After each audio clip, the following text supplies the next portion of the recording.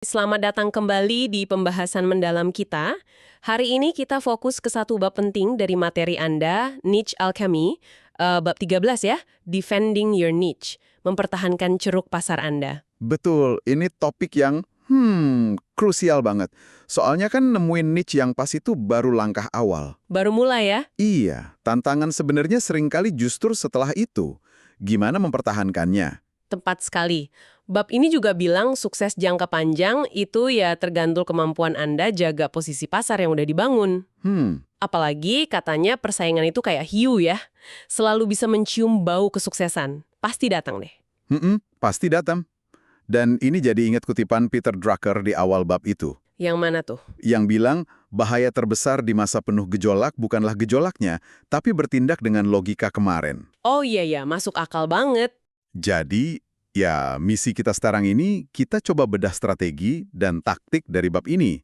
Biar Anda bisa bangun posisi pasar yang, nggak cuma kuat, tapi juga adaptif gitu, di niche Anda. Oke, siap. Mari kita langsung aja kupas isinya. Bab 13 ini kan mulai dengan kenapa sih pertahanan niche itu penting banget. Pakai contoh Airbnb. Iya. Bukan cuma soal idenya bagus, tapi cara mereka aktif banget melindungi area mereka.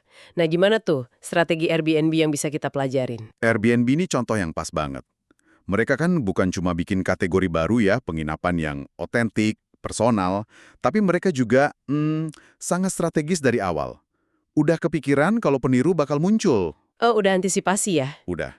Jadi mereka sengaja bangun semacam benteng pertahanan, berlapis gitu. Benteng pertahanan, oke. Metafora bagus. Bentuknya gimana tuh kalau di bisnis kayak Airbnb? Bentengnya ini ada beberapa lapis. Pertama, sistem ulasan dua arah. Tuan rumah ngasih ulasan, tamu juga, transparan. Iya, itu kuat banget buat trust ya. Nah, itu dia.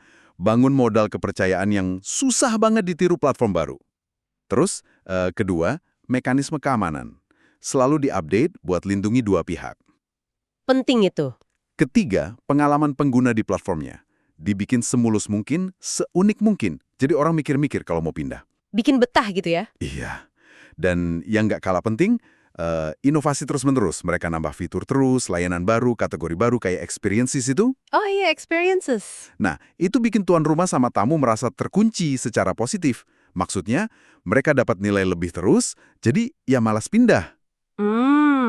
Nah, ini jadi pertanyaan buat Anda nih. Gimana caranya Anda bisa bikin pelanggan Anda merasa diuntungkan banget, terikat, sampai pesaing susah ngebujuknya? Terkunci positif itu kuncinya ya.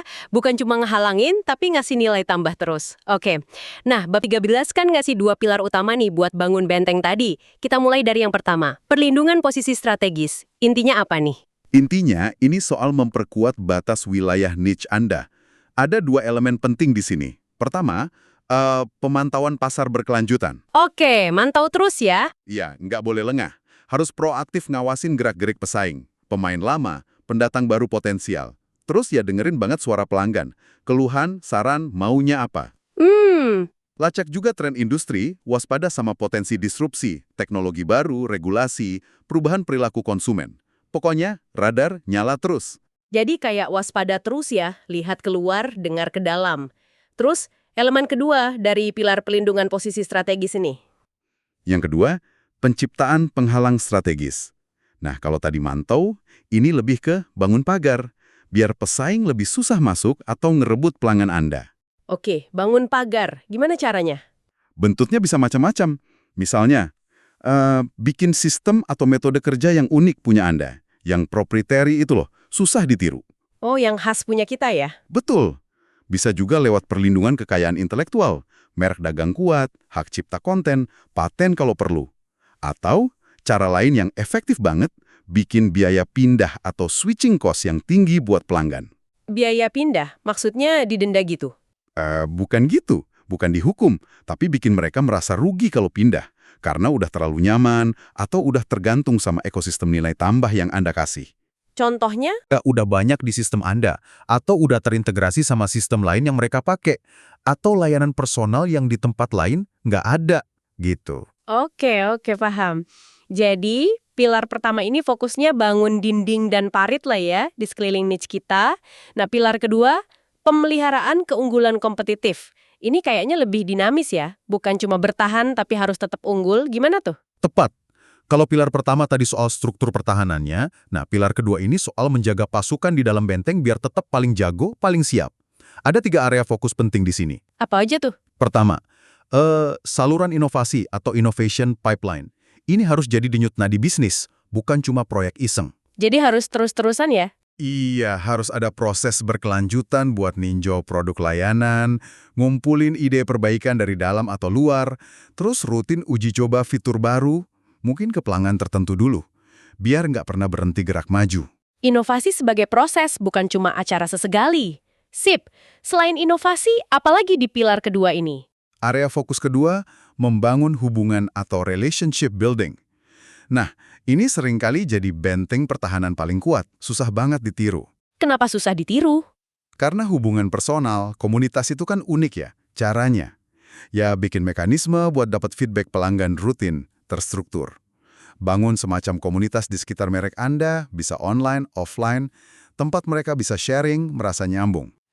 Komunitas ya? Terus, ya tentu aja bikin program loyalitas yang beneran ngehargain kesetiaan pelanggan, bukan cuma diskon doang. Pelanggan yang merasa didengerin, dihargain, jadi bagian dari sesuatu, itu bakal jauh lebih loyal. Benar juga. Hubungan emosional itu lem yang kuat ya. Masih ada lagi area fokusnya? Masih. Yang ketiga, keunggulan operasional atau operational excellence. Ini mungkin kedengarannya kurang keren ya dibanding inovasi atau hubungan. Tapi penting ya? Penting banget, fundamental. Ini soal mastiin mesin bisnis Anda jalan mulus, efisien, konsisten. Caranya, ya sederhanain proses kerja, terutama yang nyangkut pelanggan langsung. Dokumentasiin best practices, biar kualitasnya kejaga siapapun yang ngerjain. Biar standar gitu ya? Betul. Terus, jangan pelit investasi buat pelatihan tim, biar mereka mampu dan merasa diberdayakan.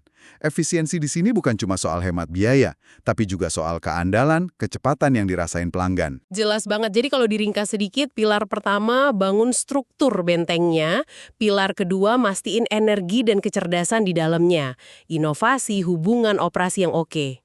Kudu seimbang ya? Betul sekali. Pertahanan kokoh itu butuh struktur kuat sekaligus kemampuan internal yang unggul dan terus berkembang. Nggak bisa salah satu aja. Nah, bab 13 ini nggak cuma bahas strategi sekarang, ada bagian seru nih, bahas tren pertahanan niche masa depan. Penting nih biar nggak pakai logika kemarin kayak kata Drucker tadi. Apa aja yang perlu kita antisipasi ke depan? Ini bagian yang, visioner banget. Bab ini bilang, pertahanan niche ke depan itu bukan lagi soal bangun tembok mati, tapi lebih kayak ngelola ekosistem yang pinter dan adaptif. Ekosistem cerdas, gimana tuh? Ada beberapa tren kunci yang disorot. Pertama, penggunaan intelligence kompetitif berbasis AI. AI lagi ya? Iya. Bayangin aja, sistem pinter yang otomatis mantau pasar, sinyal dari pesaing, sentimen pelanggan, terus ngasih peringatan dini atau rekomendasi langkah strategis. Wah, ini bakal ngubah cara kita lihat persaingan. Bisa jadi game changer banget itu. Terus apa lagi? Kedua, hiperpersonalisasi sebagai benteng pertahanan. Kalau Anda bisa kasih pengalaman yang unik banget dan relevan buat tiap pelanggan berdasarkan data, pemahaman mendalam, itu bakal susah banget ditiru pesaing yang mainnya umum aja. Jadi tiap orang dapat perlakuan khusus gitu ya? Kurang lebih gitu. Personalisasi yang dalam ini bisa jadi parit pertahanan yang efektif banget. Menarik. Ada lagi? Ketiga, pergeseran ke model pertahanan berbasis ekosistem. Jadi keunggulan itu nggak melulu dari internal perusahaan Anda aja. Justru, kekuatan bisa datang dari jaringan kemitraan strategis yang kuat, platform kolaborasi, atau gabung sama pemain lain yang saling melengkapi. Oh, jadi main keroyokan gitu ya? Haha, bisa dibilang gitu, tapi keroyokan yang positif. Kekuatan kolektif dalam ekosistem itu bisa jadi pertahanan yang ampuh. Jadi harus lebih terbuka buat kolaborasi ya? Ada teknologi spesifik lain yang disebut nggak? Ada. Bab ini nyinggung juga teknologi pendukung lain. Misalnya, potensi blockchain buat lindungi kekayaan intelektual atau bikin rantai pasok transparan. Terus, peran analitik data canggih. Makin penting nih, bukan cuma buat lihat ke belakang, tapi buat prediksi tren ke depan. Jadi langkah pertahanan bisa lebih proaktif. Wow, canggih ya? Jadi, ya intinya, pola pikirnya kudu berubah. Niche itu bukan wilayah statis yang dijaga, tapi arena dinamis yang terus berubah. Perlu lincah, belajar terus, adopsi teknologi pinter. Fokusnya geser dari sekedar lindungi aset, jadi pertahanan proaktif yang malah bikin nilai baru dan nguatin posisi Anda. Dengar semua ini strateginya kedengeran agak rumit ya. Gimana caranya mulai nerapin secara sistematis biar nggak pusing? Untungnya bab 13 ngasih kerangka kerja praktis, GUARD Framework. Bisa kita bedah nih. Bisa banget. GUARD ini akronim yang gampang diingat buat pandu langkah pertahanan Anda. Kita urai ya. Siap. G dulu. G itu Gather Intelligence, kumpulkan intelijen. Balik lagi ke poin pemantauan tadi. Kumpulin info soal pasar, pesaing, tren teknologi, regulasi, dan paling penting, suara pelanggan Anda. Jadikan kebiasaan, jangan tugas sesekali aja. Oke, G itu fondasinya info. Abis info kekumpul, lanjut ke U. Lanjut U, yaitu Understand Threats, pahami ancaman. Nah, data intelijen tadi guna kalau nggak dianalisis.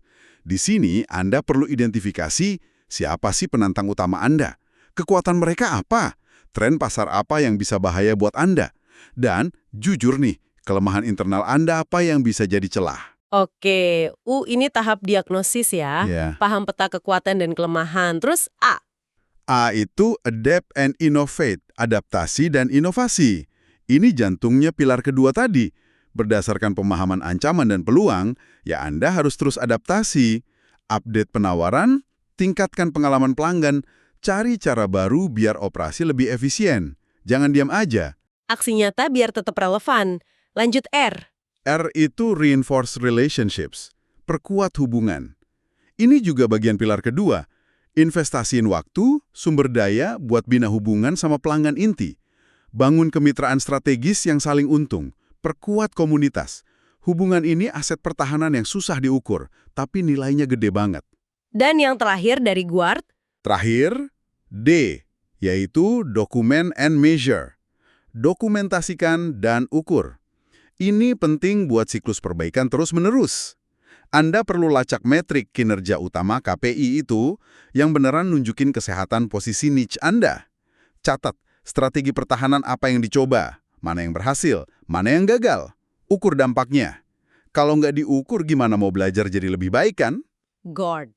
Gather, Understand, Adapt, Reinforce, Document, and Measure. Oke, kerangka yang logis banget dan bisa dikerjain. Nah, sebelum kita semangat bikin rencana, bab ini juga ngingetin soal kesalahan umum. Jebakan apa aja sih yang kudu dihindari pas pertahanan niche? Ada 3 kesalahan fatal yang sering disorot. Apa aja tuh? Pertama, sikap reaktif, bukan proaktif. Ini paling umum. Banyak yang baru panik pas pesaing udah ngeluarin produk tandingan, atau pas pelanggan udah mulai pergi. Telat ya jadinya. Ya. Pertahanan niche yang efektif itu harus dirancang dan dilakuin sebelum serangan datang. Jadi bagian dari strategi bisnis. Oke, kesalahan kedua? Kedua, fokus cuma ke pesaing yang diketahui. Terlalu asik ngeliatin musuh bubuyutan, malah buta sama ancaman dari arah lain. Bisa jadi startup kecil, perubahan regulasi, atau malah kebutuhan pelanggan yang udah berubah. Pandangannya harus 360 derajat. Jangan cuma lihat yang di depan mata ya. Oke, yang ketiga. Ketiga, mengabaikan atau ngeremehin hubungan pelanggan. Kadang, kalau udah nyaman di puncak niche, jadi kurang perhatian sama pelanggan setia. Nganggap loyalitas itu otomatis. Wah, itu salah besar. Hubungan itu perlu dipupuk terus. Kalau enggak, ya sama aja kayak biarin pintu belakang kebuka buat pesaing. 3 kesalahan itu reaktif, fokus sempit, abai sama hubungan benar-benar bisa ngerobohin benteng ya.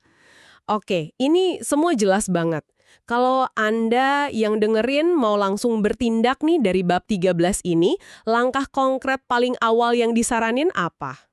Bab ini ngasih beberapa PR yang bisa langsung Anda mulai kerjain minggu ini. Oke, PR-nya apa aja? 1. Coba lakukan audit cepat posisi pasar. Cari 1-2 area di mana Anda paling rentan, dan 1-2 kekuatan unik Anda yang paling susah ditiru. Sip. Terus? 2. Identifikasi 3 ancaman teratas. Siapa atau apa yang paling mungkin ganggu Anda dalam 6-12 bulan ke depan. Oke. Lanjut? 3. Bikin draft rencana pertahanan 90 hari. Langkah kecil apa aja yang bisa Anda ambil dalam 3 bulan ke depan buat perkuat area lemah atau maksimalkan kekuatan? Rencana jangka pendek ya. Iya. 4. Jadwalin rutinitas pemantauan.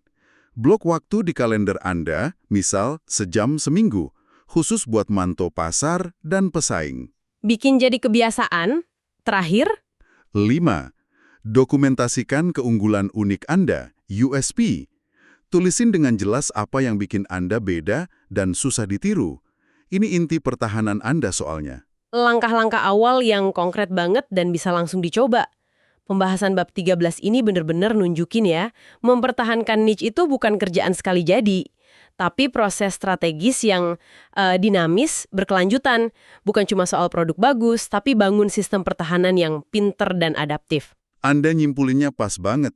Kuncinya ya, di sikap proaktif itu, pemantauan yang rutin, jadiin hubungan pelanggan pondasi utama, dan yaitu nggak pernah berhenti belajar sama inovasi. Posisi niche Anda ujung-ujungnya cuma sekuat kemampuan Anda buat terus mempertahankannya di tengah perubahan. Nah, sebagai penutup nih, kami mau ninggalin Anda dengan satu pertanyaan buat direnungkan. Dari diskusi kita soal pertahanan niche yang adaptif ini, melihat betapa cepatnya pasar dan teknologi berubah, apakah benteng pertahanan yang Anda bangun sekarang ini beneran dirancang buat hadapi tantangan masa depan? Atau jangan-jangan cuma kokoh buat nahan serangan dari model bisnis masa lalu? Pertanyaan bagus itu. Penting buat terus ditanyakan ke diri sendiri dan tim Anda. Secara berkala ya. Terima kasih sudah menyimak pembahasan mendalam kita kali ini. Semoga wawasan dari bab 13, niche alchemy ini bisa jadi amunisi baru buat Anda untuk memperkuat dan mempertahankan posisi unik Anda di pasar. Sampai jumpa di sesi berikutnya ya.